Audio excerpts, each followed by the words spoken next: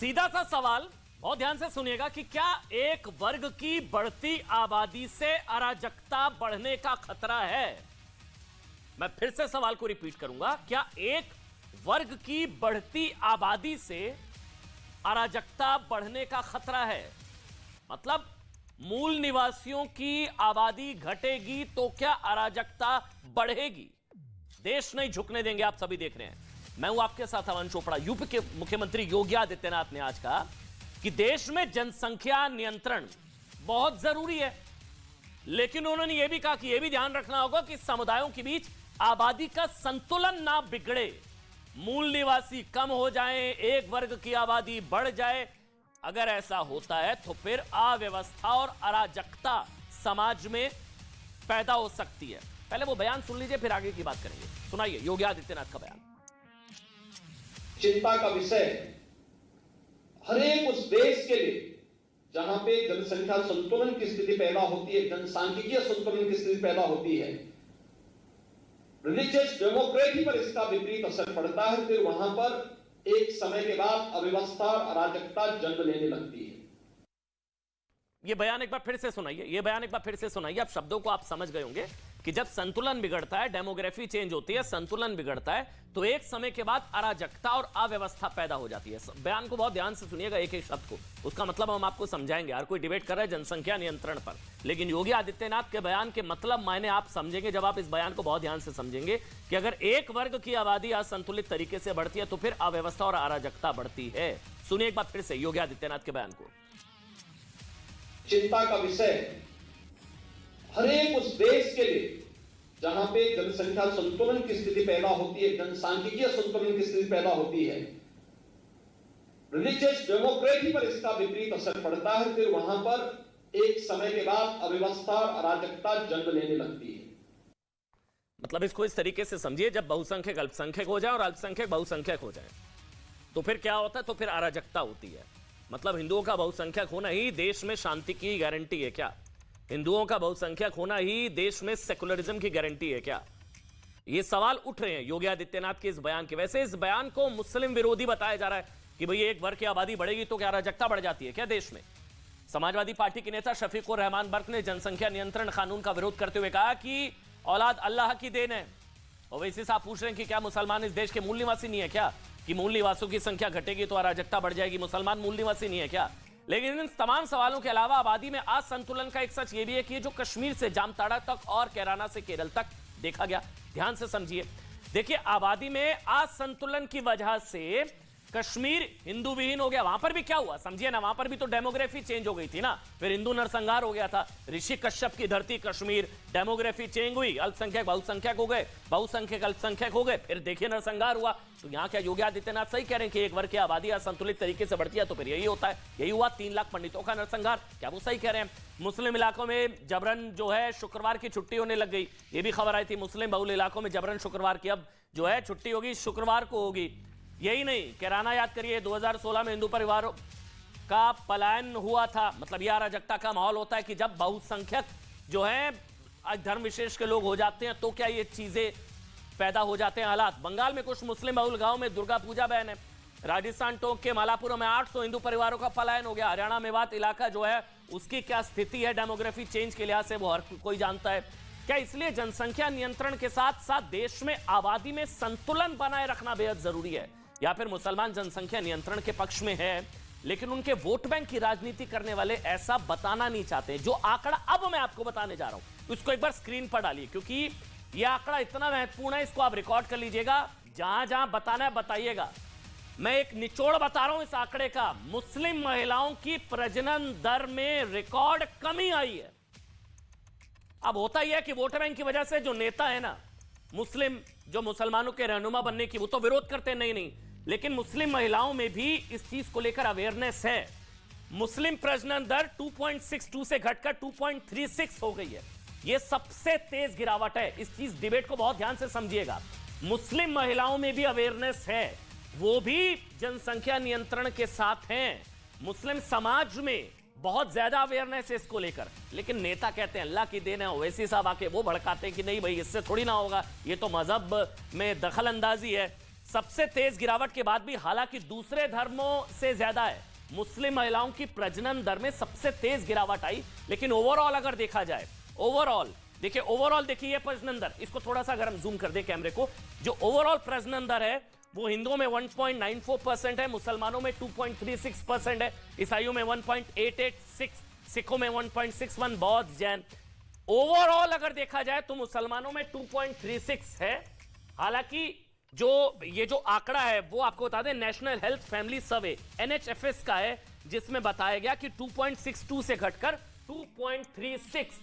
मतलब इस आंकड़े को देखिए, ऐसा नहीं है कि मुस्लिम समाज समझता नहीं है इन चीजों को, मुसलमान समाज भी समझता है, और इसलिए मुस्लिम महिलाओं में प्रजनन दर में रिकॉर्ड कमी देखने को मिली है। लेकिन नेता हैं, वोट बैंक की मजबूरी के चक्कर में उनको लगता है अपीजमेंट हो रही है, इसलिए चीजें कर दी जाती है। बहुत बड़ा पैनल है, अश्विनी उपाध्याय हैं, बीजेपी के नेता हैं और एडवोकेट हैं, डॉक्टर रिजवान अहमद साहब हैं, रिलीजियस कमेंटेटर हैं, दानिश कुरैशी भी मेरे साथ इस वक्त जुड़ चुके हैं, और अनुराग भदौरिया समाजवादी पार्टी से हैं। अच्छा, ये भी आंकड़ा इसलिए बताना जरूरी, ज्यादा बच्चे क्या वोट बैंक के लिए अच्छे होते हैं क्या? देखिए यूपी में औसत, अच्छा यूपी में, क्योंकि योगी आदित्यनाथ कह रहे हैं कि ऐसा भाई यूपी में ऐसा है, यूपी में मुस्लिम महिलाओं की प्रजनन दर ज्यादा है। यूपी में औसत जो देखिए, यूपी में हिंदू जो महिलाएं हैं उनकी जो प्रजनन दर है वो 3.06% है, लेकिन मुस्लिम महिलाओं की जो है वो 3.6 है। तो योगी आदित्यनाथ का डर भी सही है कि वो तो यूपी की बात कर रहे हैं ना, यूपी में एक वर्ग की बढ़ती आबादी, तो मुस्लिम महिलाओं की उत्तर प्रदेश में 3.6 है प्रजनन दर। डिबेट शुरू करेंगे। अश्विनी उपाध्याय भारतीय जनता पार्टी के नेता एडवोकेट हैं, डॉक्टर रिजवान अहमद साहब है, रिलीजियस कमेंटेटर हैं, अनुराग भदौरिया जी नजर आ रहे हैं। अनुराग भाई बहुत बहुत स्वागत, समाजवादी पार्टी से हैं। दानिश भाई स्वागत, अश्विनी उपाध्याय जी स्वागत, डॉक्टर रिजवान अहमद है, और मुफ्ती मौलाना नदीमुद्दीन जी हैं, आदाब, बहुत बहुत स्वागत आप सबका। लेकिन पहले मैं अश्विनी उपाध्याय जी, मैं आपसे शुरू कर रहा हूं। ये जो आप लोग कहते हैं कि एक वर्ग की बढ़ती आबादी से अराजकता का खतरा, तो लगता है आप लोग कहते हैं कि भाई हिंदुओं का बहुसंख्यक होना ही देश में शांति की गारंटी है, कि अगर ये लोग बढ़ गए तो फिर अराजकता हो जाएगी। ये मैसेज क्यों होता है? जनसंख्या को हिंदू मुसलमान के चश्मे से क्यों देखना कि हिंदू मेजॉरिटी में है तब तक देश में शांति है? देखिए, जनसंख्या को हिंदू और मुसलमान के नजरिए से नहीं देखना, जनसंख्या को शांति और अशांति के नजरिए से देखना। एक देश पर्शिया था, बड़ा शांत था, समृद्ध था, ईरान बन गया, अशांत है। एक देश तक्षशिला था, शांत था, समृद्ध था, खुशहाल था, रावलपिंडी बना, अशांत है।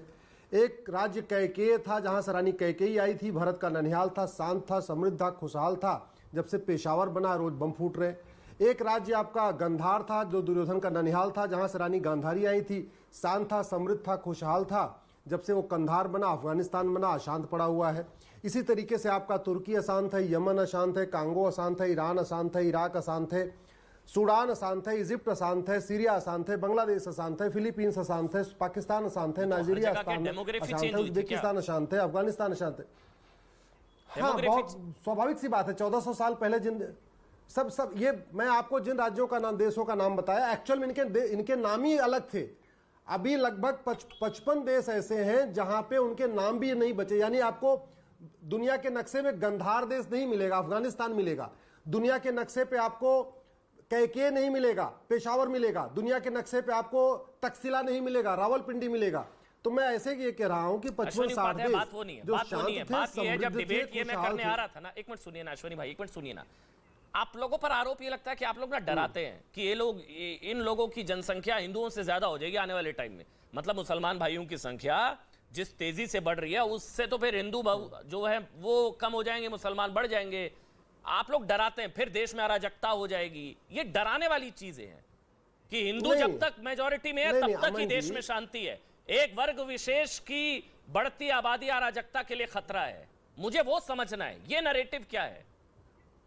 हाँ, मैं आपको बता रहा हूं। एक सोच है विश्व बंधुत्व, वसुधैव कुटुंबकम, सर्वधर्म संभाव, नारी तू नारायणी, सबका साथ सबका विकास।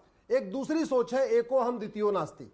और ये जो टकराहट है ये आज से नहीं है, जब से पृथ्वी बनी। एक बार विष्णु पुराण, मैं आपके करोड़ों दर्शकों से कहूंगा, विष्णु पुराण पढ़िए, नहीं पढ़ सकते हैं तो विष्णु पुराण धारावाहिक देखिए, जो बी आर चोपड़ा साहब ने बनाया था।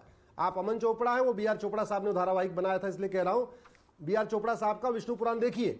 आपको यह पता चलेगा जब से ये पृथ्वी बनी है तब से दो संस्कृतियों की लड़ाई है। हम आजकल उसको धर्म बनाम मजहब कह देते हैं, एक्चुअल में पहले देवदानों में लड़ाई होती थी। मानव राक्षस में लड़ाई होती थी, आए दिन देवासुर संग्राम होता था। तो ये सोच की है, एक सोच कहती है कि महिला पुरुष बराबर, सभी भाई बराबर, जो जितने मनुष्य हैं सबके अंदर आत्मा है, सब आत्मा है इसलिए सब परमात्मा है, एक ये सोच है। दूसरा का ना ना ना, महिलाएं ये नहीं जा सकती, महिलाएं जन्नत नहीं जा सकती, महिलाओं को ये करना जरूरी है, वो पुरुषों के बराबर नहीं है, बेटियां बेटों के बराबर नहीं हो सकती, एक अलग सोच है। इसलिए कह रहा हूं ये जो दो सोच का टकराव सोच है ना, उन तक सीमित है ना, वो थोड़ी ना मेजोरिटी में आ रहे हैं कहीं। आप लोग तो डराते रहते हैं। नहीं, वो सीमित नहीं है। नहीं तो डराते, तो मेजोरिटी में थोड़ी ना आ रहे हैं भाई। अरे मैं आपको बता रहा हूं, एक मिनट। अभी तो 100 करोड़ हिंदू है ना, 140 करोड़ में से 100 करोड़ हिंदू हैं। आप लोग तो ऐसे डराते हैं इतनी तेजी से बढ़ रही है, वो बढ़ जाएंगे, हम हिंदू कम हो जाएंगे। एक मैं आपको अमन जी का कोई यूनिक आंकड़ा बताता हूं। हाँ। जिन राज्यों में मुस्लिम फुल मेजॉरिटी में है, जैसे कश्मीर में 96% हो चुके हैं, या लद्दाख में, लक्षद्वीप में 97% हो चुके हैं, वहां उनका वहां वो हम दो हमारे दो फॉलो कर रहे हैं, जहां 97% हो गए। लेकिन जहां वो 8% है, 10% है, 12% है, 15% है, उनका TFR देख लीजिए आप लक्षद्वीप का और लद्दाख का और कश्मीर का TFR देखिए मुस्लिम्स का, और आप यूपी, बिहार, बंगाल का TFR देखिए, बहुत जमीन आसमान का अंतर। इसलिए कह रहा हूं, जहां फुल मेजॉरिटी हो गई है वहां पॉपुलेशन कंट्रोल है, जहां फुल मेजॉरिटी में नहीं है इसका मतलब फुल मेजॉरिटी लेने की कोशिश की जा रही है, एक तरीके का लेने की कोशिश की जा रही है। और दूसरा एग्जांपल बताता हूं। 75 साल पहले देश का विभाजन हुआ था। देश का जब विभाजन हुआ, पाकिस्तान में लगभग 24% नॉन मुस्लिम थे। आज की डेट में पाकिस्तान में नॉन मुस्लिम 1% बचे हुए। ऐसा नहीं है कि जो नॉन मुस्लिम थे वो नपुंसक थे, या नॉन मुस्लिम बहन बेटियां बाज थी, उनके बच्चे नहीं हुए, सब कुछ हुआ। लेकिन क्या हुआ, खत्म हो गए, क्योंकि सोच आ गई एको हम द्वितीयो नास्ति। दूसरा, यहाँ भारत में क्या हुआ, चूंकि भारत में जो मेजॉरिटी कम्युनिटी हिंदू थी, वो सर्वधर्म समभाव, वसुधैव कुटुंबकम का जितनी भी स्पीड हो जाए, तो यहाँ 90% से, यहाँ तो मुस्लिम महिलाओं में प्रजनन दर में कमी आई है, बल्कि मुस्लिम महिलाओं में प्रजनन दर में सबसे रिकॉर्ड कमी आई है, 2.36 हो गया है। हाँ, ये 2.62 से 2.36 कमी। मैं आपको क्या कह रहा हूं, अरे 10 बाई 10 का कमरा है, 10 उसमें ऑलरेडी 20 लोग भर चुके हैं, अब तो वहां एक आदमी भी एक्स्ट्रा बढ़ेगा तो दिक्कत हो जाएगी ना। आप जरा समझिए, हमारे पास जमीन दुनिया की 2% है। एक मिनट में कंप्लीट कर रहा हूं। जमीन 2% है, पानी 4% है, दुनिया की 20% आबादी रह रही है। अब यहाँ 20% पहले से रह रही है, तो यहाँ एक मतलब थोड़ा सा भी एक्स्ट्रा होना मुझे लगता है ठीक है, थोड़ा सा भी एक्स्ट्रा होगा। ठीक है। अनुराग भदौरिया, अखिलेश यादव जी का स्टेटमेंट आया, उन्होंने कहा कि आबादी से अराजकता नहीं, लोकतांत्रिक मूल्यों की बर्बादी से। तो क्या जनसंख्या नियंत्रण लोकतांत्रिक मूल्यों के खिलाफ है? मेरा सवाल सीधा है। अब मुझे कितने मिनट बोलने दिया जाएगा? 10 मिनट तक बोले हैं भारतीय जनता पार्टी के सपोर्टर, तो मुझे तो कम से कम 5 मिनट तो देंगे कि नहीं देंगे? सर आप पॉइंट में आने में 10 मिनट लगा देते हैं ना। नहीं पॉइंट नहीं, मैं बोल रहा हूँ। चल बोलिए। देखिए सवाल ये है, इस देश के अंदर आपके लोकसभा में कितने एमपी हैं? आपके लोकसभा में कितने एमपी हैं? उस रेशियो में बोलिए। लोगों को क्यों बुलाते हो भाई? चलिए बोलिए। इनको तमीज नहीं है, डिबेट कैसे की जाती है? आपके बीच में नहीं बोला। अनुराग, मैं इस देश के अंदर में समस्या बढ़ती हुई जनसंख्या भी है, समस्या बढ़ती हुई बेरोजगारी भी है, समस्या बढ़ती हुई महंगाई भी है, और बढ़ती हुई जिस तरह का लोकतंत्र पे हमला होता है, वो भी इस देश की बहुत बड़ी समस्या है। आप कह रहे हो कि देश, एक मुख्यमंत्री खड़ा होके कह रहा है कि भाई यहाँ पे एक विशेष वर्ग, अरे भाई जनसंख्या समस्या है, उस समस्या के समाधान के लिए आपने कब मीटिंग बुलाई है, कब बैठक बुलाई है, कब आपने चर्चा की? आई बैठ के चर्चा करते हैं, और आप वर्ग विशेष को ऐड करके क्या करना चाहते हैं? इसके मतलब किसी जाति के बारे में बात कर रहे हैं क्या? किसी धर्म के बारे में बात कर रहे हैं क्या? अरे उत्तर प्रदेश में सभी जाति धर्म के लोग रहते हैं और सभी आपस में भाई भाई हैं। सुन लो मुख्यमंत्री जी, और सुन ले भारतीय जनता पार्टी के सपोर्टर, इस देश उत्तर प्रदेश में हिंदू, मुस्लिम, सिख, ईसाई, अगड़े पिछड़े सभी जाति धर्म के लोग एक साथ हैं। आपकी समस्या है कि एक साथ क्यों है? आप चाहते हो कि डिवाइड एंड रूल हो जाए, इस तरह की भाषा का इस्तेमाल करते हो। आप इसकी समस्या का समाधान की बात नहीं करते हो, इसलिए आप कहना चाहते हो कि बढ़ती जनसंख्या अराजकता बन जाएगी। इसके मतलब आपकी कानून व्यवस्था फेल है। आप ये कहना चाहते हो कि मेरे पास पुलिस सिस्टम जो आपका फ्लॉप हुआ है लगातार, ये इसकी वजह है। आप चाहते हैं यार रोजगार आप नहीं दे पा रहे हो, अराजकता है। नहीं, मैं अपनी पूरी बात कह लूं। आप जब चुनाव में यहाँ पे जब चुनाव में घूम घूम के वोट मांग रहे थे, तो आपने एक बार बोला, एक बार भी बोला उत्तर प्रदेश के कुछ भी मुख्यमंत्री ने बोलते रहते तो उत्तर हैं। प्रदेश में एक मिनट। जनसंख्या ज्यादा है, इसलिए मैं रोजगार नहीं दे पाऊंगा, भी- इसलिए मैं रोड व्यवस्था नहीं कर पाऊंगा, अनुराग, आप समझे महंगाई नहीं कम नहीं कर टॉपिक। पाऊंगा, अनुराग भाई, आप हॉस्पिटल नहीं समझे बना नहीं। पाऊंगा, हेल्थ व्यवस्था मुझे नहीं नहीं दे पता। पाऊंगा, अनुराग भाई, इंफ्रास्ट्रक्चर तैयार हरे नहीं कर करते- पाऊंगा, तब तो आप कह रहे थे हम अनुराग आएंगे, भाई, नया शायद भारत बनाएंगे। अनुराग भाई, अब आप अनुराग कहने लगे अनुराग कि जनसंख्या की बात करने लगे। नहीं अनुराग, आप समझे नहीं जनसंख्या- अनुराग, आप जनसंख्या के मुझे नहीं साथ-साथ- पता ये जनसंख्या के हरे साथ-साथ कुर्ते की मजबूरी है, बढ़ती हुई जनसंख्या बेरोजगारी है। नियंत्रण का विरोध जरूरी है। बढ़ती हुई बेरोजगारी मुझे है, नहीं पता, जिस एक मिनट बेरोजगारी रुकिए। पर बात नहीं करना चाहते, ये हरे कुर्ते की जिस मजबूरी बेरोजगारी है, पर चर्चा नहीं जनसंख्या करना चाहते। नियंत्रण आप का मुद्दे विरोध को सिर्फ जरूरी है। जाति धर्म से जोड़ते हो। मेरे को बस आपकी बताइए, नीयत साफ नहीं है। मुझे बताइए अनुराग, जनसंख्या नियंत्रण जी। से समाज में दरार कैसे पैदा होती है, कैसे वही होती मैं कह जनसंख्या मैं आपसे बता रहा हूँ। नहीं आप बताइए, किसने बोला कि जनसंख्या के नियंत्रण से समाज में दरार पैदा आप होती ही है? तो कह रहे हैं बता हिंदू दीजिए, मुसलमान किसने भाई बोला? भाई हैं, हम भाई भाई मैंने हैं, कहा हम सब बटेंगे एक नहीं, हैं। डिवाइड एंड रूल, ये सब कहां सब से आ एक गया?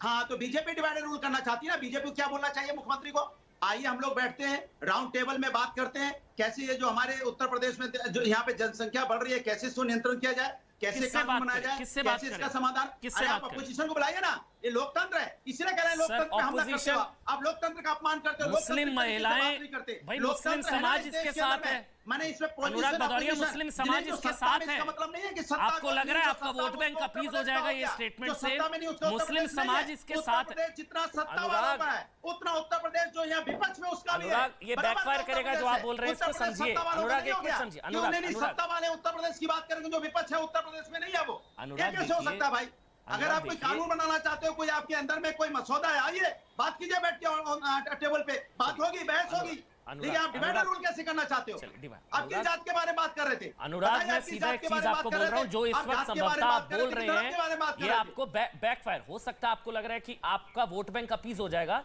लेकिन वो वोट बैंक मेरा वोट जनसंख्या बैंक नहीं नियंत्रण होगा। के साथ ये है। वोट बैंक की बात मुस्लिम नहीं है। मुस्लिम भारतीय महिलाओं में जनता पार्टी प्रजनन वोट दर बैंक में करती रिकॉर्ड है। गिरावट आई इसलिए इस है। तरह की बातें करती है। अब आप डिवाइड छोड़ एंड दीजिए ये सब रूल। कहना है। डिवाइड एंड ये हरे रूल। कुर्ते की मजबूरी है, वोट बैंक की जनसंख्या चिंता नियंत्रण है। का विरोध सही जरूरी पकड़ा है, ऐसा आपने। नहीं होता है। मुख्यमंत्री को वोट बैंक की चिंता है। अब मैं कैसे वोट डॉक्टर बैंक रिजवान- बढ़ाया जाए, डॉक्टर जाति रिजवान- धर्म की राजनीति किया जाए। बधाई अमन जी, आपने सही बोला, आपको तालियों से बधाई दे रहा हूं। अनुराग, मुझे बिल्कुल तो ये सही नहीं बात समझ है। में आ रहा कि इनकी यही जनसंख्या समस्या नियंत्रण है। समाज में ये दरार वोट कैसे बैंक पैदा राजनीति करता है करते भाई? हैं। समस्या के समाधान पे नहीं करते हैं कि जनसंख्या आपके की लिए वोट समस्या- बैंक जनसंख्या बचाना या समस्या देश है, बचाना आओ जरूरी है? समाधान देश करते हैं। बचा रहे हैं तो बेरोजगारी साथ आइए। समस्या है, आओ समाधान करते हैं। चलिए। महंगाई समस्या है, आओ समाधान करते हैं। और लेकिन महंगाई कैसे क्यों आप है? वोट बैंक पालें? महंगाई कैसे क्यों divide and है? rule इसलिए कर है ना लें? ये कि जब समस्या- संसाधन कम है, जनसंख्या ये रिकॉर्ड है, बम समस्या। फूट रहा है, पॉपुलेशन विस्फोट है, इसलिए है ना महंगाई। महंगाई है ना। किसी आपके लोग घर में ज्यादा 5 लोगों सप्लाई का कम है, 50 महंगाई लोगों को है। बुला लेंगे। नहीं, स्टेट गवर्नमेंट को किसने रोका है? इसमें समुदाय की बात कहां से आ गई? आइए बैठ के बात चलिए, करते हैं ना। समुदाय की बात कहां से जनसंख्या आ पे गई? चर्चा करते हैं समुदाय ना। की बात कहां से आ आइए, गई? क्या मसौदा तैयार है? डॉक्टर आइए रिजवान बैठ के। अहमद, एक आइए मेरा आप- सवाल है जो अनुराग ने भी उठाया, समुदाय की बात कहां से आ गई इसमें? जो ये योगी आदित्यनाथ ने कहा कि एक वर्ग की आबादी असंतुलित तरीके से बढ़ने से समाज में अराजकता का खतरा है, ये वर्ग कहां से आ गया इस डिबेट में? ये ऐतराज है अनुराग भाई का। डॉक्टर रिजवान अहमद। जी हाँ, जय हिंद, वंदे मातरम। सबसे अच्छी बात ये कि आपने ये बड़े स्पष्ट शब्दों में बताया कि किस तरह से मुसलमान फर्टिलिटी रेट औरतों का कम होके 2.25 पहुंचा है। ये आपने 2-3 बार अपनी कमेंट्री में कहा। ये उन लोगों के लिए एक तमाचा है जो कहते हैं अमन चोपड़ा या अमन चोपड़ा जैसे कुछ लोग एक वर्ग को टारगेट करते हैं। और ये जो खबर है फर्टिलिटी की, अमन भाई, शायद 10-15 साल में मेरे लिए एक पॉजिटिव समाचार है जो मेरी कौम से मुझको मिला है, पहली बात। दूसरी बात, लेकिन अमन भाई, अभी जब मैंने योगी जी को सुना तो भाई मजा नहीं आया ना। गलत बयान मुख्यमंत्री को नहीं देना चाहिए और कंफ्यूजन भी है। 7 दिन पहले, अभी मैं आपको कंफ्यूजन बता दूं, 7 दिन पहले मोदी जी भाजपा के कैडर को ज्ञान दे रहे थे कि पसमंदा मुसलमानों को अपने साथ जोड़ो, उनको मौका नहीं मिला है, उनको आगे लेके चलो। बात समझिएगा। और 7 दिन बाद और जितनी भी मुसलमान की आबादी बढ़ रही है, जितनी भी, वैसे तो कटौती हुई है, बहुत अच्छी बात है, इसमें भी अगर आप आंकड़े देखेंगे तो पसमंदा की ज्यादा बढ़ रही होगी और अशर्रफ की कम बढ़ रही होगी, अगर आप आंकड़े करके देखेंगे तो 7 दिन पहले जो लोग पिछड़े हुए थे और जिनको इस देश में अपॉर्चुनिटी मिलनी चाहिए थी आगे जाने के लिए, 7 दिन बाद हमारा मुख्यमंत्री कह रहा है कि उनकी बढ़ती आबादी से देश में अराजकता फैलेगी। तो प्रधानमंत्री और मुख्यमंत्री के बीच में समन्वय नहीं है, बहुत बड़ी कोई मिसअंडरस्टैंडिंग है या कम्युनिकेशन गैप है। तो पहले योगी जी और मोदी जी तय कर लें कि बढ़ते हुए पसमंदा इस देश के लिए खतरा है या पसमंदाओं को मौका नहीं मिला और उनको मौका मिलना चाहिए। शायद पहली गलती हो रही है एक मिनट डॉक्टर रिजवान, एक मिनट आपने, एक मिनट डॉक्टर रिजवान, जो पूरा स्टेटमेंट है आपका मैं फिर से सुनाऊं। शायद उनकी तरफ से कहा गया है संतुलन, सांख्यिकी असंतुलन, मैं शब्द बोल रहा हूं सांख्यिकी असंतुलन, इसका मतलब है डेमोग्राफिक मिसबैलेंस, उस वजह से अराजकता। उन्होंने ये नहीं कहा कि एक वर्ग की बढ़ती आबादी से अराजकता, सांख्यिकी डिसबैलेंस। जैसे जो संभवतः शायद कश्मीर में हुआ, जब माइनॉरिटी मेजॉरिटी हो गई, मेजॉरिटी माइनॉरिटी हो गई, जो संभवतः शायद झारखंड में हो रहा है, जहां 100 स्कूलों में प्रार्थना पर रोक लगा दी, कितने स्कूलों पर, जो शायद वहां पर हो रहा है कि अब जो है केरल से भी ऐसी तस्वीर, वो शायद वो कहने की कोशिश कर रहे हैं। क्या वो फैक्ट गलत है? क्या वो फैक्ट गलत है? तो अगर आप जी जी जी ठीक है, अगर आप इन दो चीजों को बांट के चल रहे हैं, थैंक यू वेरी मच। तो अब मैं पहले उस पर नहीं बोलूंगा, पहले इस पर मैं अपनी बात रख दूं कि देखिए, झारखंड हो या जर्मनी हो, हमारी, अच्छा बहुत देर से आप बोल रहे थे बहुसंख्यक, मुसलमान अगर बहुसंख्यक हो जाए या एक वर्ग अगर बहुसंख्यक हो जाए, पहले तो एक बात को अपने को करेक्ट करिए, हम मुसलमानों को बहुसंख्यक होने की जरूरत नहीं होती। हम 35-40% भी हो गए तो हम काम लगा देते हैं पहली चीज तो हमें 55-60% होने की जरूरत नहीं होती। झारखंड हो या जर्मनी हो, बता रहे हैं जिस दिन हमारी आबादी, जी ये बोल क्या रहे हैं, डरा रहे हैं, बता रहे हैं, ये बोल क्या, नहीं बोल रहे हैं क्या, नेशनल चैनल पे क्या बोल रहे हैं? वो आप डरा रहे हैं रिजवान भाई या बता रहे हैं? बोल रहे हो। अभी सुन लो, नेशनल चैनल पे क्या हो रहा है? अमन भाई अभी अमन भाई सच बोल रहे हैं। अभी जब प्रोग्राम रिजवान भाई कड़वा सच बोलते, मीठा झूठ नहीं अभी बोलते। जब प्रोग्राम शुरू हुआ था, हाँ जी अभी जब प्रोग्राम शुरू हुआ था तो ये सुन लो, तो यही आदमी बैठ के बोल रहा था डिबेट की तमीज नहीं है, और ये सड़क छाप आदमी हमेशा बीच में बोलता है। अरे किस बदतमीज इसको को पहले बुलाते हो? कंट्रोल दलाल करो, को पहली पैसा चीज। लेकर टीवी पे बैठता है, दूसरी दलाल चीज। कहीं का पैसा लेता है, दूसरी टीवी पे चीज। बैठ के यहाँ पे गाली देने के अरे भाई, लिए, ये सब क्या दलाल है? कहीं का 2 रुपए का दलाल सड़क छाप पैसा औकात लेकर पर आ टीवी गया। पे बैठता है, भाई, ये बकवास मारता है यहाँ पे, सड़क रोड छाप छाप औकात पर आ पर गया। बदतमीज सड़क आदमी छाप कहीं का औकात पर आ गया। पैसे से बिकता है, सड़क पैसे छाप पे टीवी औकात पे पर आ बैठता है। गया। भाई, आप लोग साथ में नहीं बैठते, मुझे बता दीजिए, आगे से नहीं बैठाऊंगा। बेकार की बात करता है। आप लोग साथ में नहीं बैठते, मुझे बता दीजिए, आगे से नहीं बैठाऊंगा साथ में, मुझे नहीं पता था। स्क्रीन से हटा दीजिए, एक एक करके दोनों को साथ में मत दिखाइए भाई। देखा आपने? हम आगे बढ़ेंगे, स्क्रीन पर दोनों को साथ में मत दिखाइए भाई, अनुराग और रिजवान को साथ में मत दिखाइए, बस आगे बढ़ेंगे अनुराग अनुराग एक मिनट। लेकर टीवी बैठने वाला मुझे बोला रोड छाप, कमाल का आदमी है। बोलो टीवी चैनल पे पैसा लेके बैठते हो कि नहीं बैठते हो? बीजेपी की तरफ से पैसा लेते हो कि नहीं लेते हो? बोलो, पैसा लेकर टीवी बैठोगे, रोड छाप बोलने लग जाओगे, कमाल है भाई। चलिए अब आगे बढ़ेंगे, टाइम वेस्ट होता है, टाइम वेस्ट होता है। नहीं, मैं दानिश कुरैशी भी वेट कर रहे हैं, दानिश कुरैशी भी वेट कर रहे हैं। आगे बढ़ेंगे, अब आगे बढ़ेंगे, पर्सनल नहीं होते हैं, पर्सनल। अनुराग भाई आप भी आगे नहीं बढ़ेंगे, मेरी अभी बात रह गई। आप ही बोलिए, आप बोलिए, मेरी बात रह गई। डॉक्टर रिजवान आप बोलिए, किसी का बिना नाम लिए पैनल पर, तो देखिए, बिना पैनल पर किसी का नाम लिए, अगर मैंने तो किसी का नाम लिया नहीं, चलिए अब आगे बढ़िए, बस हो गया, कोई बीच में नहीं बोलेगा, कोई आप उनके बीच में नहीं बोलेंगे, वो आपके बीच में नहीं बोलेंगे। अब आप बोलिए, आप आगे। मैं तो बोलते ही नहीं। चलिए आगे, बस वेरी गुड, बहुत शानदार। झारखंड नहीं, अगर 60 साल में इंग्लैंड में हमारी आबादी 40% हो जाएगी, 50% हो जाएगी, तो हम इंग्लैंड में भी छुट्टी वहां जुमे की करवाएंगे।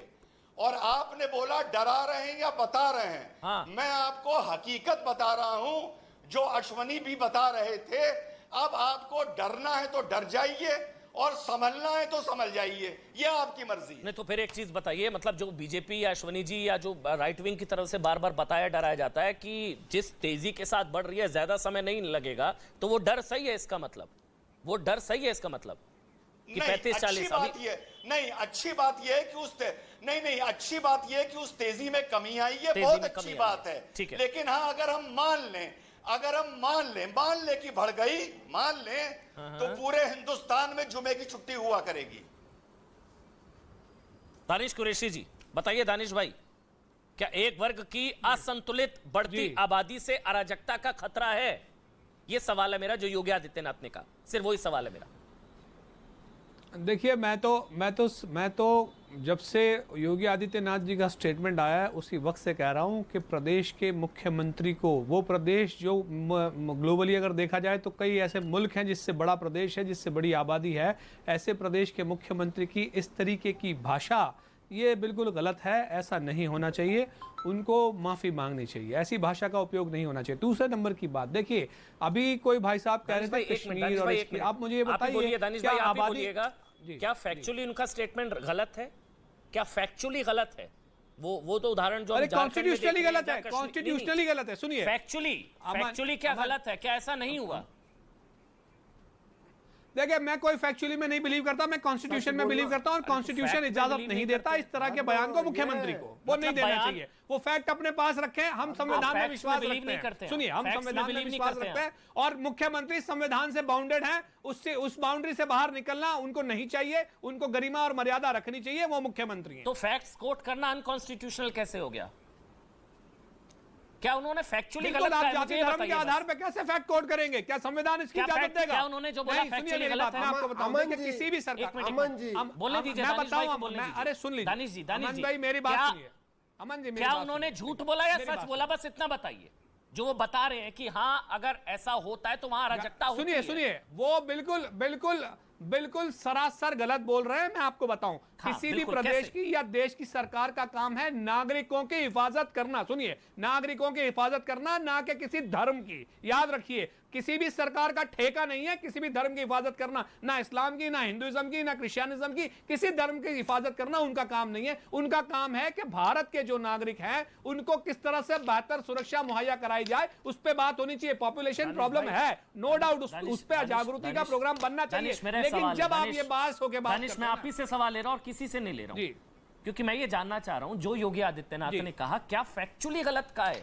क्योंकि उनके बयान को सपोर्ट करने के लिए कई फैक्ट्स अश्विनी उपाध्याय ने दिए हैं। जो कश्मीर में हुआ है, जब असंतुलन हुआ डेमोग्राफी, तो फिर क्या हुआ? जो कैराना में हुआ, जो कश्मीर में हुआ, जो केरल में हो रहा है, जो झारखंड में हो रहा है, जहां बहुसंख्यक हो जाती है चीजें, तो फिर फ्राइडे वाले दिन छुट्टी हो जाती है, प्रार्थना बंद हो जाती है, नरसंहार हो जाता है, पलायन हो जाता है। तो क्या फैक्चुअली, मेरा सवाल सुनिएगा, क्या फैक्चुअली गलत का है योगी आदित्यनाथ ने?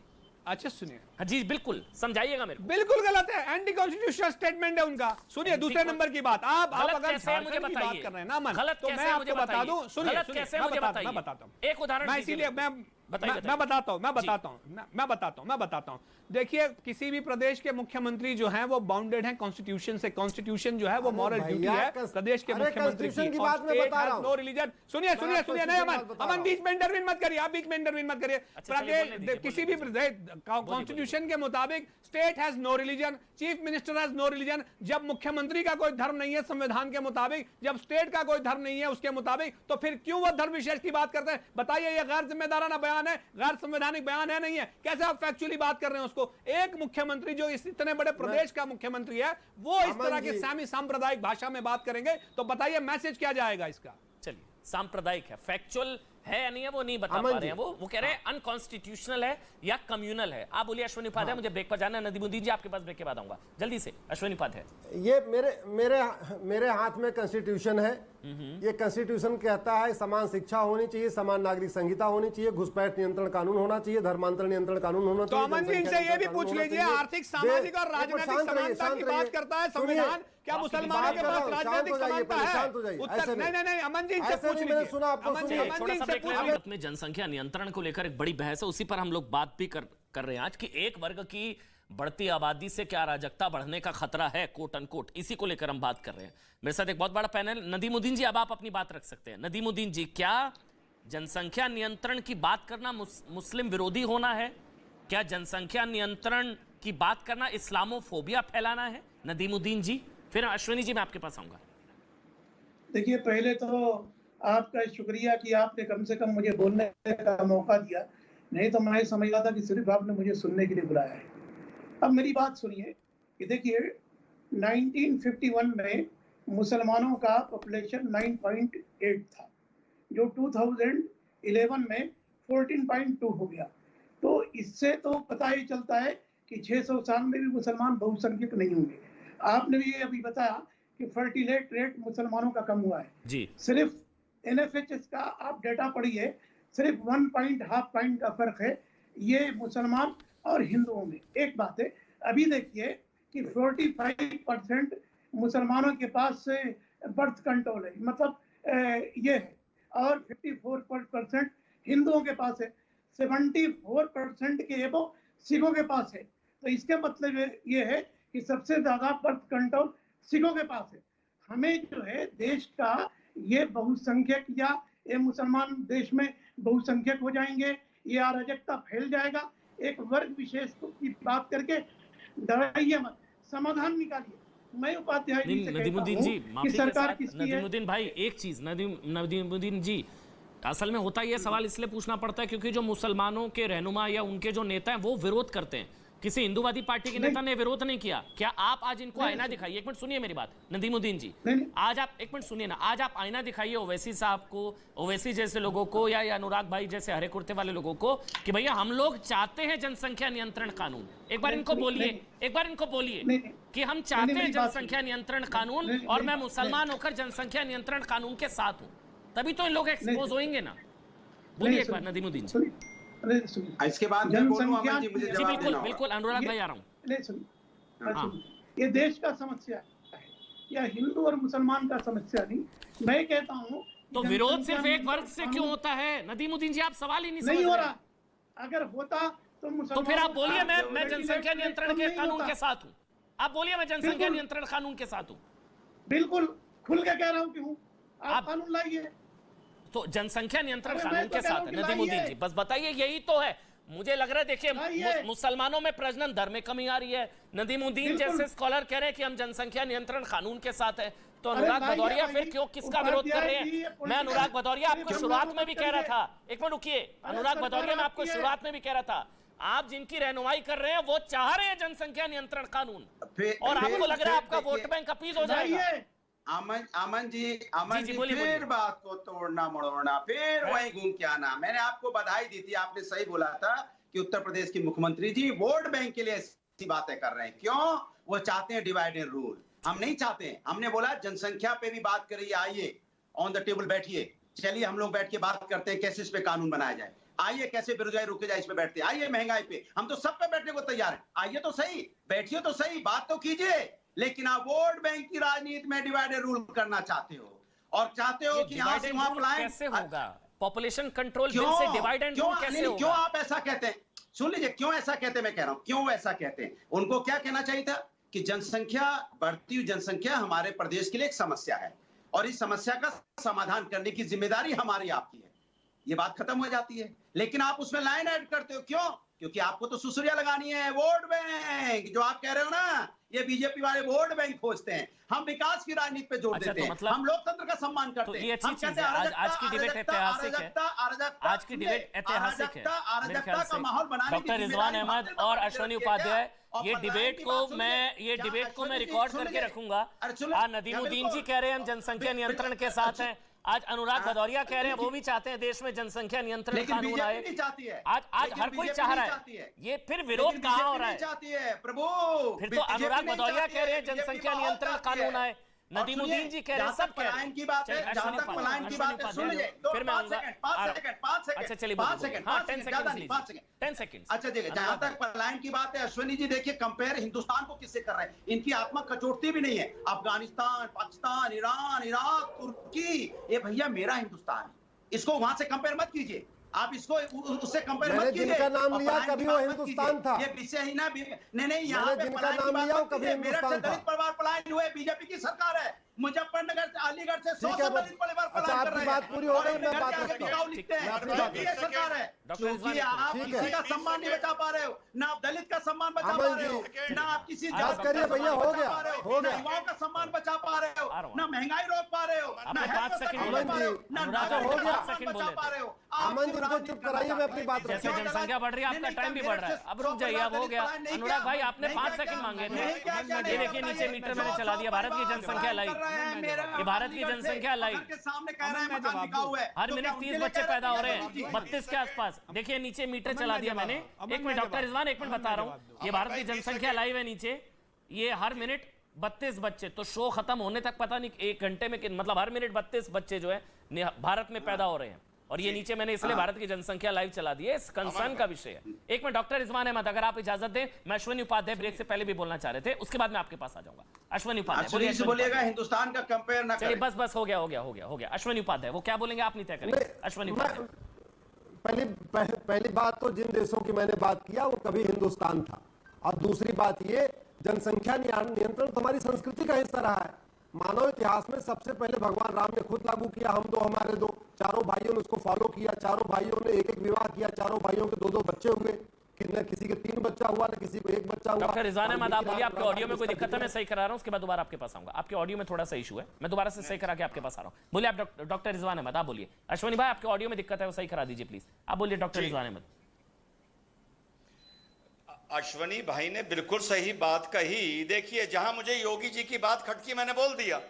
अश्विनी भाई ने बिल्कुल कहा कि भाई कभी अफगानिस्तान भी हिंदुस्तान था, कभी पाकिस्तान भी हिंदुस्तान था, कभी बांग्लादेश भी हिंदुस्तान था। तो ये बात हिंदुस्तान की नहीं, पूरी दुनिया की है। चलो हम तो साथ में, चलो ले लो, चलो ये फिर चलो बोला। नहीं, फिर कौन बीच में बोला? दानिश कुरैशी जी में बोला भाई, दानिश कुरैशी जी, आप ऐसे नहीं रिजवान भाई, क्यों बोल रहे हैं? बीच में नहीं बोले, बीच में नहीं बोले, सब एक क्यों?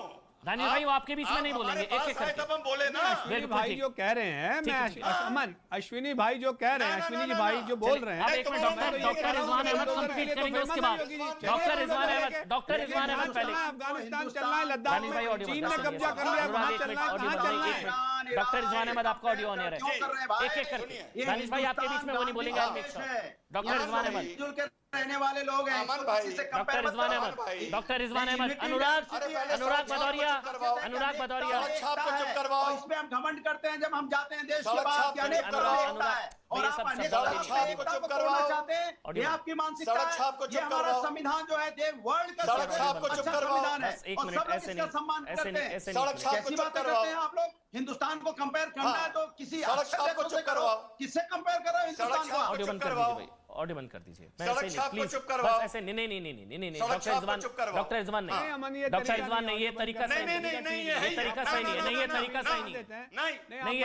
नहीं है, बिल्कुल तरीका सही है। हम जब शब्दों का चयन ठीक होना चाहिए मेरे ख्याल तो आप से। ऑडियो डाइल्यूट करते हैं, दिस इज नॉट गुड। बिल्कुल तरीका मैं सही नहीं है। करता ऐसे, इस तरह से मैं नहीं करता। नहीं, बिल्कुल दानिश आ रहा हूँ, नहीं, किसी के बीच में कोई नहीं बोलेगा। दानिश कुरैशी आप बोलेंगे तो आपके बीच में वो नहीं बोलेंगे। अब डॉक्टर रिजवान आप बोलेंगे, कोई किसी के बीच में ना बोले, मैं रिक्वेस्ट कर रहा हूँ। दानिश भाई, जब आप बोलेंगे वो आपके बीच में नहीं बोलेंगे। अब देखिए, दो बिंदु डिस्कस हो रहे हैं। एक, बढ़ती आबादी की अराजकता, और क्या आबादी बढ़ रही है। पूरे दुनिया में 100 उदाहरण हैं, 100, 1-2 नहीं, देश के, मोहल्ले के, डिस्ट्रिक्ट के, स्टेट के, कि जहां मुसलमान की आबादी 50% पार करी है, मुसलमान ने उस जगह पर कब्जा कर लिया है। 100 उदाहरण है पूरी दुनिया में, हिस्ट्री में। पहला। दूसरी फर्क बात है, आपने नसीमुद्दीन जी से कहा कि आप ओवैसी जैसों को आईना दिखा रहे हैं, वो आईना दिखा रहे हैं और मैं तो कुछ और दिखाता हूं ओवैसी जैसे लोगों को। ये अपनी जगह बात बिल्कुल ठीक है, लेकिन एक शिकायत है। अश्विनी भाई, भाजपा को 8 साल हो गए सेंटर में। यस। क्या अश्विनी जी नरेंद्र मोदी जी को आईना दिखाने के लिए तैयार हैं कि आपने जनसंख्या के लिए 8 साल में क्या किया? उनको भी आईना दिखाइए ना। अगर देश की फिक्र है तो आप ओवैसी को सिर्फ आईना ना दिखाइए, नरेंद्र मोदी को भी आईना दिखाइए। उनको क्यों नहीं आईना दिखा रहे? अब दानिश भाई बोलेंगे। दानिश भाई, मैं आपके पास आ रहा हूं। अश्विनी जी, 1 मिनट, आ रहा हूं। अश्विनी जी, दानिश कुरैशी, सवाल ये बार बार जो पूछा जा रहा है, वो ये पूछा जा रहा है कि अगर ये एक राष्ट्रीय समस्या है जनसंख्या नियंत्रण, तो जनसंख्या नियंत्रण का सारा ठेका सिर्फ एक पक्ष हिंदू तो नहीं ले सकता ना, सबको साथ आकर लेना होगा। तो बिल्कुल, मतलब एक पक्ष ठेका नहीं लेगा ना, कि जनसंख्या नियंत्रण का ठेका एक पक्ष नहीं ले सकता ना। दानिश भाई, ये है मेरे ख्याल से मूल सवाल। तो दूसरी तरफ से विरोध क्यों नहीं ले सकता? बोलिए। देखिए, सुनिए मैं आपको बताऊं, देखिए मैं आपको बताऊं, दरअसल जिस तरीके का पैनिक यहाँ पैनल में बैठ के लोग फैला रहे हैं ना कि मुसलमान आ जाएंगे तो आबादी, आप मुझे ये बताइए संविधान हमारी आर्थिक, राजनीतिक और सामाजिक सुरक्षा सुनिश्चित करता है। क्या राजनीतिक सुरक्षा, राजनीतिक आबादी जितनी है उतना प्रोपोर्शनल रिप्रेजेंटेशन उत्तर प्रदेश की विधानसभा में है? बताइए तो, पार्लियामेंट में है? बता दीजिए कौन सा इंस्टीट्यूट ऐसा है जिसमें आबादी के मुताबिक उनका रिप्रेजेंटेशन है? क्या डिसबैलेंस की बात कर रहे हैं योगी जी? क्या बात कर रहे हैं को पैनल में बैठे हुए लोग? आप देखिए जिनका जितना प्रोपोर्शनल रिप्रेजेंटेशन होना चाहिए वो नहीं है। सुनिए अमन मैं खत्म कर लूं, उसके बाद आप बात करेगा। नहीं उसके बाद मेरी बात सुनिए। देखिए मैं ईसाइयों का रिप्रेजेंटेटिव नहीं हूं, उनके रिप्रेजेंटेटिव को मांगना चाहिए उसके अंदर में। तो आप बताइए हमारे एंग्लो इंडियन क्यों रिजर्व थे? हमारे एंग्लो इंडियन रिजर्व सीटें क्यों थी? बताइए तो कितने थे एंग्लो इंडियन? बताइए क्यों रिजर्व थी उनकी सीटें? सर मेरिट की बात है, नहीं क्यों रखी थी रिजर्व सीटें उनकी? भाई विनेबिलिटी तो मैं वही करना है, मेरिट की बात नहीं है। प्रोपोर्शनल रिप्रेजेंटेशन जो है कॉन्स्टिट्यूशन बाउंड करता है उसको कि आपका पॉलिटिकल रिप्रेजेंटेशन प्रोपोर्शनल के मुताबिक होना चाहिए। तो क्या है? और उसके बावजूद भी आज की आबादी के मुताबिक उनका रिप्रेजेंटेशन नहीं है, और फिर भी आप बौखला रहे हैं और डरा रहे हैं कि 2050 में ये हो जाएगा, 30 में ये हो जाएगा, 40 में ये हो जाएगा। ये डराना अश्विनी जी बंद करें, बाकी के जो पैनलिस्ट हैं वो भी बंद करें। देखिए सरकारों का काम है नागरिकों की सुरक्षा करना। मैं फिर रिपीट कर रहा हूं, सरकार किसी भी धर्म की ठेकेदार नहीं है। लोगों के अंदर में जागृति में इजाफा हो, चाहे वो जिस किसी मजहब के हो, क्योंकि हमारे लिए जनसंख्या एक प्रॉब्लम है। और उसको आप बंद कमरे में बैठ के कानून बनाने की ना बात करें, आप विपक्ष को साथ में ले, उनका सहयोग ले। विपक्ष भी जाएगा साथ में तो आवाम का सहयोग मिलेगा, पूरे लोगों का जब सहयोग मिलेगा तभी हम इस लड़ाई में कामयाब हो सकेंगे। बाकी अगर आपको इस तरह से अराजकता की राजनीति भारतीय जनता पार्टी को करनी है तो ये उनका प्रॉब्लम है। ऐसा नहीं होता ना, जब ऐसा बिल की भी बात होती है तो कहा जाता है, असद ओवैसी कहते हैं कि मुद्दा विपक्ष को साथ लेना नहीं लिया जाएगा। मतलब मुसलमानों के नाम पर डर फैलाया जा रहा है। मतलब ये सोचिए जनसंख्या नियंत्रण इस्लामोफोबिया फैला रहा है। मतलब जनसंख्या नियंत्रण की बात करने से इस्लामोफोबिया फैल रहा है, ये कहा जाता है, मुसलमान विरोधी बताया जाता है। अब अश्विनी उपाध्याय आप बोलिए, फिर मैं डॉक्टर रिजवान और अनुराग भाई आपके पास आऊंगा। एक एक करके अपनी टर्न पर बोलेंगे, अच्छी डिबेट हो पाएगी। आप बोलिए अश्विनी उपाध्याय।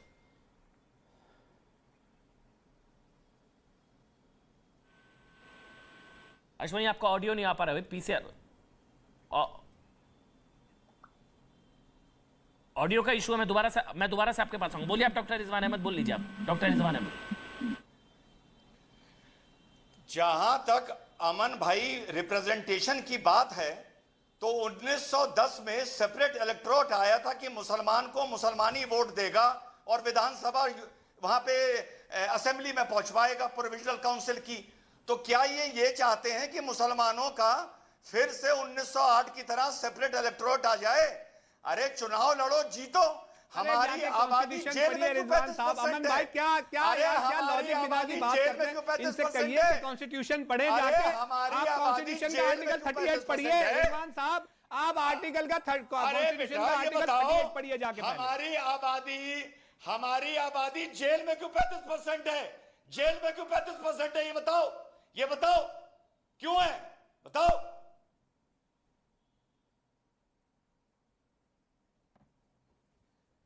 फोन कट गया अनूप जी, फोन कट गया रिजवान भाई, फोन कट गया। आप कंप्लीट कर लीजिए, फिर मैं अनुराग और नदीमुद्दीन के पास जाऊंगा।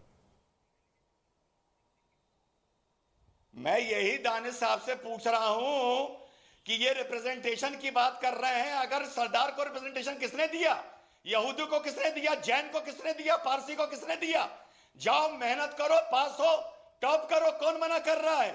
जेल में 35% कैसे पहुंच गया तुम्हारा रिप्रेजेंटेशन? पूछिए इनसे कि जेल में 35% कैसे पहुंच गया इनका रिप्रेजेंटेशन।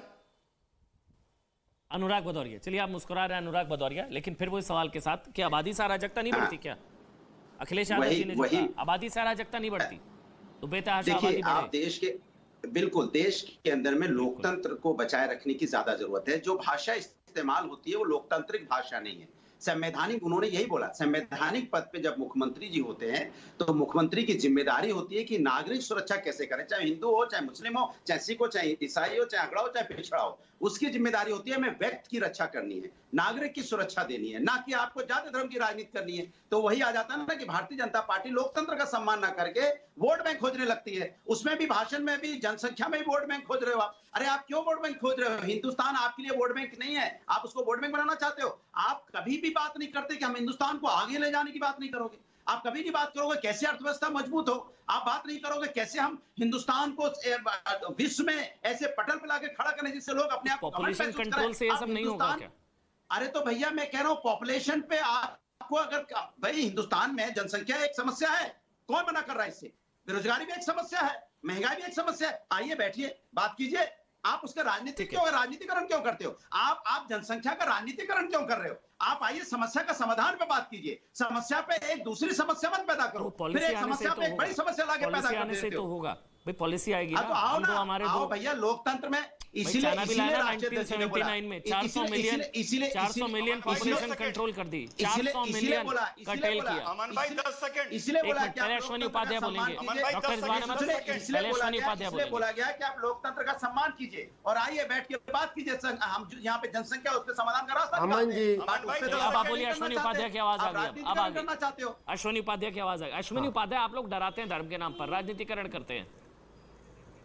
अश्विनी उपाध्याय नहीं अश्विनी उपाध्याय बोलेंगे। देखिए दो तीन विषय है, दो तीन विषय यह है कि सेंटर में सरकार बनाने के लिए 30% वोट चाहिए। और स्वाभाविक सी बात है, अगर आपने सरकार बना लिया तो संविधान बदलने में कोई बहुत टाइम नहीं लगता है। संविधान तो कभी पाकिस्तान भी सेकुलर देश था, कभी बांग्लादेश भी सेकुलर देश था।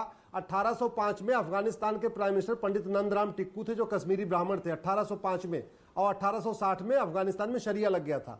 ये सब मैं कड़वा सच बोलता हूं, मीठा झूठ नहीं बोलता हूं। रिजवान भाई बिल्कुल सही कह रहे हैं। सरकार बनाने और शरिया लागू करने के लिए 50% 60% नहीं चाहिए, 30 से 35% पर्याप्त होता है वहां किसी भी देश को कन्वर्ट करके वहां पे पूरी सिस्टम को चेंज करने के लिए।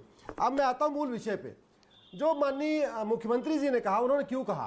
क्योंकि इस देश में पिछले 75 साल में भगवान राम, सीता जी, कृष्ण जी, हनुमान जी, शंकर जी, बाकी हमारे देवी देवताओं को बहुत अपमान हुआ, किसी का गला नहीं काटा गया। और यहाँ स्टेटस लगाने पे, आई सपोर्ट कहने पे गला काटा। सुनिए, फिर भी इससे देखिए, मैं आपको सड़क छाप नहीं बोलता, मैं आपको सड़क छाप नहीं बोलूंगा, प्लीज चुप हो जाइए। मैं आपको सड़क छाप नहीं बोलूंगा, प्लीज चुप हो जाइए। मैं आपको सड़क छाप नहीं बोलूंगा, प्लीज चुप हो जाइए। भैया मैं आपको सड़क छाप नहीं बोलना चाहता हूँ, मैं आपको सड़क छाप नहीं बोलना चाहता हूँ, सुन लीजिए। अरे आप फिर वही, आप मुझे मजबूर कर रहे हैं, मैं आपको सड़क छाप बोलूँ क्या? भारतीय जनता पार्टी आप मुझे मजबूर कर रहे हैं, मैं आपको सड़क छाप बोलूं। राम में राम बसते हैं, विष्णु में विष्णु बसते हैं, और आपने दोनों हाथों से उनको अपनी पार्टी में ले लिया। मैं आपको सड़क छाप नहीं देना चाहता, हिंदू देवी देवताओं का अपमान मैं आपको सड़क छाप नहीं बोलना चाहता। बोलो, हिम्मत है तो बोलो निषाद जी ने क्या बोला था, बोल रहा है अश्विनी उपाध्याय। बस एक बोलो, सीता माँ को टेस्ट में भी किसने बोला? अश्विनी उपाध्याय, अनुराग पूरी दुनिया जवाब दिया क्या? अमन जी, जिस चीज को इंडिकेट माननीय योगी जी ने किया, उस चीज को ऑस्ट्रेलिया के प्राइम मिनिस्टर, अमेरिका के प्राइम मिनिस्टर, सिंगापुर के प्राइम मिनिस्टर, जापान के प्राइम मिनिस्टर, कोरिया के प्राइम मिनिस्टर, फ्रांस के प्राइम मिनिस्टर सब इंडिकेट कर चुके हैं। किसी ने थोड़ा दूसरे लहजे में बोला, किसी ने अंग्रेजी में बोला, किसी ने चाइनीज में बोला, किसी ने फ्रेंच में बोला। और चाइना का प्रधानमंत्री जी नहीं सुन रहे थे। मैं केवल ये कह रहा हूं, प्रोग्राम बनाए हुए थे। भैया सुन तो लीजिए, मैं आपकी बात को पूछ कर रहा हूं। हिंदुस्तान में प्रधान बनने वाला आपने नाम दे दिए। ये बताइए, आप जरा सोचिए, इस देश में, भारत में 9 राज्यों में हिंदू अल्पसंख्यक होने के। दानिश कुरैशी, एक मिनट, इनके बाद आपको ही बोलना है। दानिश कुरैशी, इनके बाद आप ही बोलेंगे। दानिश भाई, इनके बाद आप बोलेंगे, फिर वो आपके बीच में बोलेंगे, आपको अच्छा लगेगा। अमन भाई 10 सेकंड। आ रहा हूँ डॉक्टर रिजवान, आ रहा हूँ। अमन जी, आपका टाइम है, मैं अमन जी दूंगा बस आपको टाइम। 10 सेकंड। हाँ बस, पहले दानिश, उसके बाद डॉक्टर रिजवान। अपनी टर्न पर बोलेंगे, दूसरा किसी के बीच में नहीं बोल पाएगा। भारत देखिए सबसे पहले अश्विनी उपाध्याय कंप्लीट कर लें। अश्विनी उपाध्याय कंप्लीट कर लें। अच्छा ठीक है, कर लीजिए। अमन जी, भारत के 9 राज्यों में हिंदू पहले अल्पसंख्यक हो चुके हैं। अगर आप डिस्ट्रिक्ट वाइज काउंट करिए तो 200 जिलों में पलायन हो रहा है। लद्दाख में हिंदू 1% बचा हुआ है, लक्षद्वीप में हिंदू 2% बचा हुआ है, कश्मीर में हिंदू 2% बचा हुआ है, मिजोरम में हिंदू 2% बचा हुआ है, नागालैंड में हिंदू 8% बचा हुआ है। और बता रहा हूं, और उसके बाद 200 जिलों में क्या पोजीशन है? बंगाल के 14 जिलों में हिंदू पलायन कर रहा है, असम के 9 जिलों से पलायन कर रहा था, अभी 50% के नीचे आ गया। बिहार के 6 जिले में क्या सिचुएशन है? उत्तर प्रदेश के 18 जिलों में हिंदू बिल्कुल कम हो चुका है। आपके हरियाणा के 2 जिले में कम हो गया, राजस्थान के 6 जिले में कम हो गया, गुजरात के 4 जिले में कम हो गया, महाराष्ट्र के 6 जिले में कम हो गया, दानिश कुरैशी के पास जा रहा हूं, जिले में कम फिर हो मैं गया। डॉक्टर रिजवान आपके तो पास आऊंगा। 200 जिलों में हिंदू कम हो चुका। अच्छा, और जहां हिंदू तो क्या कम हुआ उन या 200 बंदी, जिलों में वहां नियम अराजकता कानून का नहीं माहौल काम है? करता। क्या वहां उन 200 पुलिस जिलों में अराजकता का माहौल है? बिल्कुल है। जहां जहां हिंदू घटा है वहां अराजकता है। जहां हिंदू घटा है इलेक्शन कमीशन उसको संवेदनशील बूथ मानता है। जहां हिंदू घटा है वहां नियम कानून चलते नहीं है। जहां हिंदू घटा है वहां सर्वधर्म संभाव, वसुधैव कुटुंबकम, सबका साथ सबका विकास, नारी तू नारायणी नहीं चलता। जहां हिंदू घटा है वहां पे दानिश भाई ये जो बात कर रहे हैं, दानिश कुरैशी ये जो बात कर रहे हैं अश्विनी उपाध्याय, इनको उदाहरण के साथ अगर आप समझा पाए कि दुनिया का ऐसा कौन सा मुल्क जहां मुसलमान बहुसंख्यक है और वहां डेमोक्रेसी है या सेकुलरिज्म है? दुनिया का ऐसा कौन सा मुल्क जहां मुसलमान बहुसंख्यक है, एक मिनट मेरा सवाल सुन लीजिए, जहां मुसलमान बहुसंख्यक है और वहां डेमोक्रेसी है और वहां सेकुलरिज्म है, ऐसा कोई अगर आप बता दें। सबको बराबरी का दर्जा है। मैं आपको बताऊं। जी बिल्कुल, मैं बिल्कुल बताता हूं। देखिए सबसे पहले तो ये जो आंकड़े दे रहे हैं ना 200 जिलों के, ये बिल्कुल फेक आंकड़े हैं। अब तक सरकार ने ऐसे कोई भी जिले इस तरीके के जहां अराजकता फैली हो ऐसा कोई भी सरकारी आंकड़ा नहीं। अश्विनी जी मत बोलिए, आप बीच में आप बोल रहे थे मैं खामोश था, आप सुन लीजिए, आपके टर्न पे बोलिएगा। दूसरे नंबर की बात मैं करूं, मैं बात करता हूं, मैं भारतीय हूं और मैं बात करता हूं भारत की। दूसरे किसी मुल्क की बात की कंपैरिजन ये करते रहे अपने पास रखे। अगर इनको कोई मुल्क पसंद आता है तो ये चले। सुनिए अमन सुनिए मेरी बात सुनिए, कंप्लीट करने दीजिए। सुनिए मैं ईमानदारी से बताइए, कोई ऐसा मुल्क जहां मुसलमान हिंदुओं के अलावा कोई और धर्म, हिंदुओं के अलावा कोई और धर्म या मुसलमान जो है बहुसंख्यक हो और वहां सेकुलरिज्म हो, वो सभी धर्मों को बराबर का अधिकार हो, ऐसा कुछ है तो बता दीजिए। हाँ है कौन सा मुल्क? देखिए मैं आपको एक बात बता दूं कि हम इंडिया की तुलना किसी भी गैर जमहूरी मुल्क से क्यों करें? सर क्योंकि इंडिया में हिंदू बहुसंख्यक है और वही सेकुलरिज्म की भारतीय जनता पार्टी के लोग समझ रखा है। नहीं सुनिए मेरी बात, तो ये बात ही गलत है। ये इस देश में हिंदुओं का छोड़ के बाकी मुसलमानों का, सिखों का, ईसाइयों का, पारसियों का, जैन का, सबका अपमान है। अगर कोई भी ये स्टेटमेंट देता है तो सर एक मिनट, ये फैक्ट है। अगर कोई भी स्टेटमेंट देता है कि हिंदू जब तक है तब तक सेक्युलर है, तो ये बाकी के सारे मजहबों का अपमान है, उनको माफी मांगनी चाहिए। फैक्ट है भाई, यहाँ पर हिंदू 80% है, इसलिए सेकुलरिज्म है। हिंदुओं का बहुसंख्यक होना सेकुलरिज्म की गारंटी है। अरे किसने कहा 80% है? कहां से ले आए? अभी जंतर मंतर पे आदिवासी आंदोलन कर रहे थे कि हम हिंदू नहीं है। आप क्या बात करते हैं? तो ये क्यों तोड़ रहे हैं? सारे हिंदू हैं भाई। बताइए तो सर, अब आप कहेंगे आदिवासी हिंदू नहीं है, दलित हिंदू नहीं है, सिखों की बात करिए, ईसाइयों की बात करिए, पारसियों की बात करिए। आप ये कहकर, सुनिए मेरी बात, आप ये कहकर देश में रहने वाले तमाम धर्म के लोगों का अपमान कर रहे हैं। मत करिए आप ऐसा। चलिए अब डॉक्टर आपको एक देश बताइए जहां आपको जो देश पसंद है वहां चले जाइए। हम तो भारत में नहीं है, मैं भारतीय हूं और भारतीय संविधान में बिलीव करता हूं। सर भारतीय संविधान में आप बिलीव करते हैं, टीवी में बैठ के आपके सामने आपको अधिकार है, आपकी अभिव्यक्ति की आजादी इसलिए है क्योंकि भारत देश है मेरा और यहाँ पर जो बहुसंख्यक है वो हिंदू है, इसलिए इतने अधिकार है। वही कहा जा रहा है, वही कहा जा रहा है कि अगर एक वर्ग की आबादी बढ़ेगी तो फिर अराजकता बढ़ेगी। डॉक्टर रिजवान अहमद, अमन जिसको परेशानी है, जिस मुल्क में जाना चाहे, अमेरिका जाना चाहे, अमेरिका जाए, यूके जाना चाहे, यूके जाना चाहे, दुबई जाना चाहे, अमन भाई, डॉक्टर रिजवान, अमन भाई, हम अरे इनको चुप कराओ यार, अमन भाई, डॉक्टर रिजवान, अरे इसको चुप करा दो भाई, आराम से अमन भाई, अभी कोई साहब मुझे संविधान बता रहे थे, जी संविधान बता रहे थे कि अनुच्छेद 38 पढ़ो, अनुच्छेद 38 पढ़ो। अनुच्छेद 38 directive principle of state policy में आता है पार्ट 4 में। उसी में अनुच्छेद 44 में यूसीसी भी आता है। तो 38 के साथ साथ पहली बार जरा यूसीसी पढ़ लो। अरे भैया हिंदुस्तान ये हिंदुस्तान हमारा देश है, यहाँ सब मिलके रहते हैं। आप हिंदुस्तान मतलब ये सुनो, इसका मतलब ये पीछे जो इतनी सारी किताबें लगा रखी हैं, किसी और को बेवकूफ बना रही है। ये हिंदुस्तान अच्छा इसीलिए दुनिया में अनेकता में पढ़िए जाके उसका आर्टिकल और दूसरी बात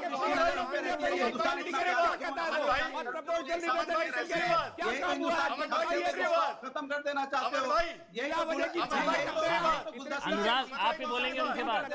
अनुराग मैं आप ही के पास आ रहा हूँ इनके बाद आपके पास आ रहा हूँ अनुराग। Doctor Rizwan 30 second. अमन भाई जी अभी एक साहब ने बड़ी अच्छी बात की कि मैं तो हिंदुस्तान का हूं, हिंदुस्तान की बात करूंगा। बिल्कुल। अरे तो करो ना, रोहिंग्याओं की गोद में जाके काहे बैठ जाते हो? चलिए, अब मैं अनुराग के पास रोहिंग्याओं जा के रहा हूं। रिश्तेदार काहे बन जाते हो? घुसपैठ करो की हिंदुस्तान मैं की तो- बात, कौन मैं तो- मना कर रहा है? अच्छा, मैं तो आप जाइए, देखिए अरे सुनिए देखिए मेरी बात, हिंदुस्तान आप हिंदुस्तान जाइए, एक आपको अच्छा इजाजत है, खासा- सुप्रीम मैं कोर्ट बोल के रहा हूं, दरवाजे एक मिनट खुले हैं। रुक जाओ। हम चलिए, तो अब अनुराग की बारी भारतीय है। हैं और अब हमें जो अनुराग हुकूक अनुराग मिले बोलेंगे। हैं, अनुराग, हम रोहिंग्याओं के सर आप लिए भारतीय हैं। हम पाकिस्तान का रोहिंग्याओं माइग्रेट करने को वाले गोद में हिंदुओं के लिए लेते हो। आवाज कम कर दो, मैं बोल पाऊँ। हाँ हाँ, ठीक है ठीक है। अनुराग अनुराग अनुराग अनुराग अनुराग अनुराग ऑडियो बंद है सबका। हाँ जी। अनुराग बोलेंगे सिर्फ। अनुराग बोलिए। देखिए आप अनुराग बता हिंदुस्तान दिया।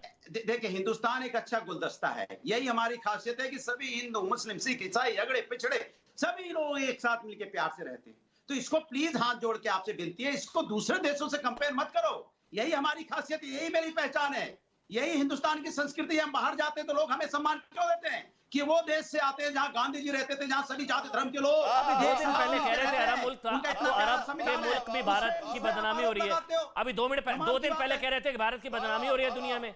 अभी 2 दिन पहले आप कह रहे थे। बिल्कुल, अगर कोई भारत की बदनामी करेगा तो टोका जाएगा। अरे तो क्यों कोट कर रहे थे फिर दुनिया के मुल्कों भारत को? की बदनामी करने वालों पे सजा होनी चाहिए। कौन होते हैं बाहर वाले मुल्क भाई? अभी तो आप हिंदुस्तान का सर नीचे 2 दिन पहले आप कह रहे थे अमन भाई बदनामी हो रही है। अमन भाई, दूसरे मुल्क हमारे खिलाफ बोल रहे हैं। उठाएगा तो हिंदुस्तान उसको बर्दाश्त नहीं करेगा। इसलिए हिंदुस्तान को प्रेस तोड़ने की कोशिश मत करो। जो भारतीय जनता पार्टी का घोषित प्रवक्ता है यहाँ पे हिंदुस्तान को आप ये बताओ, बात करते हैं, यह शर्म की बात है। दानिश बोलिए। दानिश आप बोलिए। इसके मतलब हिंदुस्तान को आप डिग्रेड कर रहे हो। अनुराग भाई, अभी 2 दिन पहले आप कह रहे थे कि भारत की बदनामी हो रही है। ये पूछ रहे हैं, सुनिए। बाहर के मुल्क हमारे बारे में बोल रहे हैं। सुनिए, अब आपको 100 बात की एक बात किशोर के साथ